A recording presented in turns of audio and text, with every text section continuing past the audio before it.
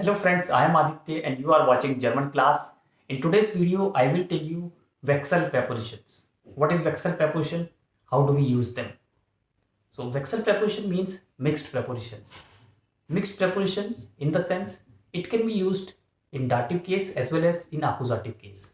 So there are so many mixed prepositions. In German it is called Wechsel prepositions like in, an, auf, unter, hinter, vor, neben, zwischen. These are all mixed preposition or we say Wechselprepositionen in German. There are certain rules for these prepositions for this concept. I will tell you one by one. First of all, in accusative case, you must remember that there are three verbs basically when we use mixed prepositions like stellen to put, stellen to put, legen to lay down in the lying position, legen, kommen, come. These are all accusative verbs. Hängen means to hang something. Okay, these are the verbs that we use always in the accusative case in terms of mixed prepositions, Wechselprepositionen. Second thing, there is always a person who is performing an action. In other words, I can say accusative case is an active case. Active passive. So in active case, we use accusative case, accusative article. Or the sentence is accusative if the case is active. Again, in terms of Wechsel preposition, I am talking about generally with the Wechsel preposition. How does it take place? Suppose I speak one sentence. I put the book on the table. I put the book on the table. So here I am doing the action. I am the subject. What I am doing? I am putting the book on the table. So what is the verb? Stellen. Okay, stellen. Ich stelle das Buch auf den Tisch. Auf den Tisch, on the table.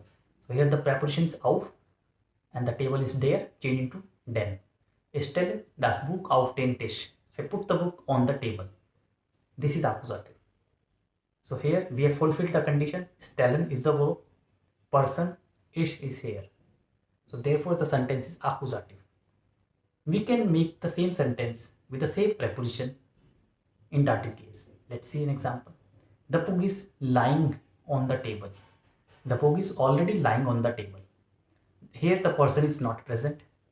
Somebody has done already. And now we are telling the condition the book is lying on the table. So this is dative case. How do we say? Das Buch liegt. Das Buch liegt auf dem Tisch. Der changing to dem. Auf dem Tisch. Das Buch liegt auf dem Tisch. The book is lying on the table. So this is dative case. So we have used the same preposition auf in both the cases, accusative as well as in dative case.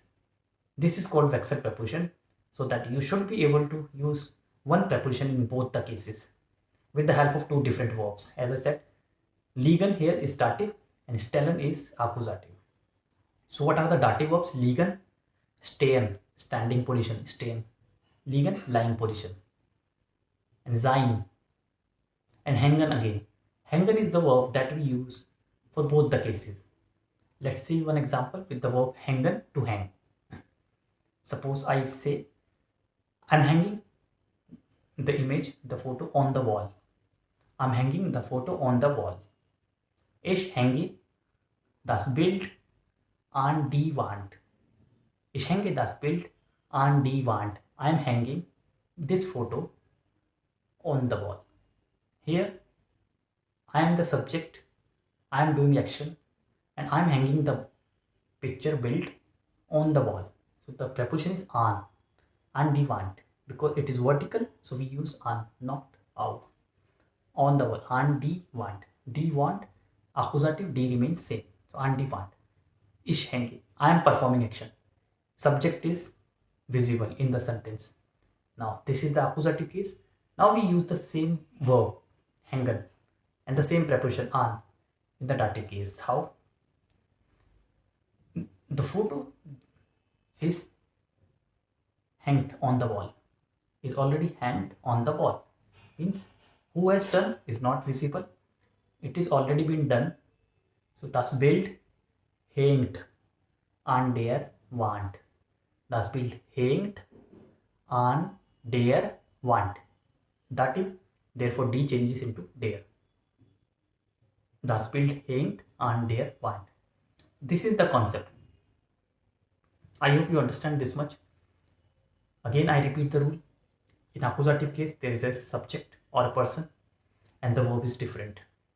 Whereas in dative case, subject is missing and different verbs like hängen, stehen, liegen and sein.